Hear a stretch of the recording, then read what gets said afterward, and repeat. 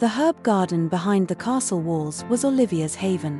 Rows of lavender, sage, and chamomile swayed gently in the evening breeze as she knelt in the soil, hands working deftly to harvest what she needed. The scent of earth and herbs calmed her frayed nerves after days spent tending the wounded. She hummed a soft melody, a lullaby her mother used to sing, her voice carried by the wind. Liam stood in the shadows, watching her with quiet reverence. He had just returned from a skirmish on the borderlands, his armor dusted with grime, his sword sheathed but still heavy from its recent use. 4 days, her face had haunted him, a rare light in the gloom of war. He hadn't intended to interrupt her solitude, but his feet moved of their own accord.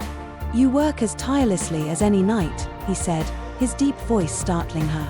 Olivia turned quickly, her green eyes wide.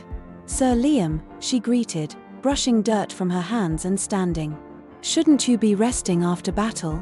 He stepped closer, the soft clinking of his armor breaking the stillness. "I've had enough rest to know where my mind drifts when it's idle." His gaze lingered on her, and Olivia felt her cheeks flush. She turned back to her basket of herbs, feigning focus. "Idle minds lead to trouble, Sir Knight," she replied, a teasing edge to her voice. He smiled, a rare, fleeting expression. "Then trouble I shall seek." Shared moments in the shadows. Their connection deepened with every stolen moment.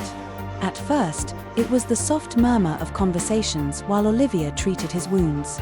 Liam would sit silently as her gentle hands cleaned blooded gashes and applied her healing salves. "Does it hurt?" she once asked, dabbing at a particularly nasty cut. "Not when you're the one tending to it," he replied, his voice low and sincere. Her hands faltered, heat rushing to her face. She pretended to focus on her work, but his words lingered. Later, their meetings became deliberate. Liam would find her in the garden, offering to carry heavy water pails or to guard her while she ventured into the nearby forest for rare herbs. Olivia scolded him at first, but her protests softened as she grew accustomed to his presence. One evening, as the sun dipped below the horizon, they sat on a bench in the garden. The golden glow bathed Liam's face, making him look almost ethereal. Olivia hesitated before speaking. "Why do you come here, Sir Liam?" "I've faced 1,000 battles," he said, his voice soft. "But none compare to the war I fight when I'm away from you." Her breath caught, and in that moment, words failed her. Instead, she rested her hand lightly on his, their fingers brushing as the evening shadows embraced them. The king's warning. Rumors of their closeness spread quickly. The castle walls had ears, and whispers reached the king. One afternoon, Liam was summoned to the throne room. "You dishonor your oath," the king said, his voice a mixture of disappointment and fury. "You are a knight of this realm, sworn to serve me and protect this kingdom. And yet, I hear tales of your distractions." Liam kept his head bowed, but his hands curled into fists at his sides. "My loyalty remains unwavering, Your Majesty." The king leaned forward on his throne, his sharp gaze piercing. "A knight's heart must not stray from duty. Whatever bond you've forged with that healer, sever it. Or I will see to it myself." Liam left the throne room with a heavy heart. That evening, he avoided the garden, unsure if he could face Olivia with the weight of the king's warning pressing on his soul. A love confessed. Olivia found him instead. The night was quiet, save for the distant howl of wolves.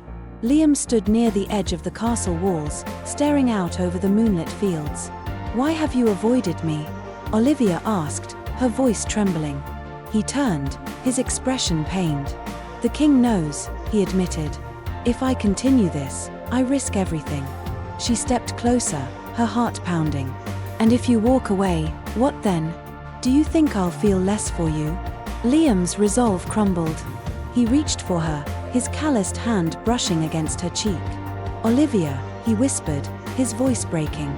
"You are the only thing in this world that makes me feel alive." She leaned into his touch, her eyes glistening with unshed tears. "Then don't let them take this from us." Their lips met, a kiss filled with desperation and longing, a vow made in silence. The siege of Caelwyn.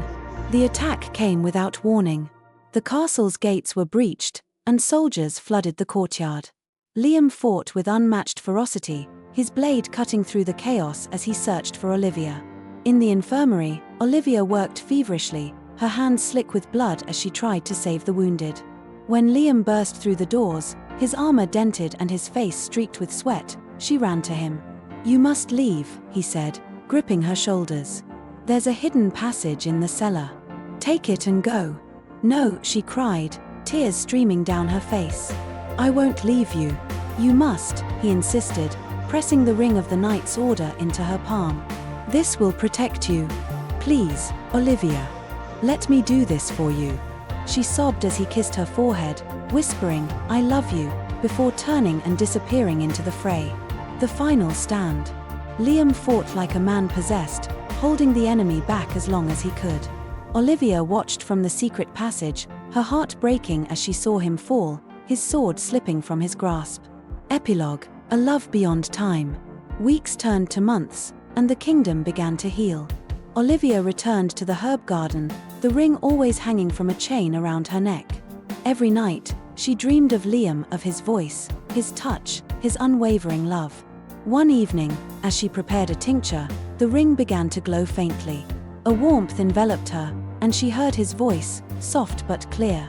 "I will find you again, Olivia. In another time, another life." She clutched the ring tightly, a tear slipping down her cheek. "I'll wait for you, Liam. For as long as it takes." Like and share. Please donate if you feel you can.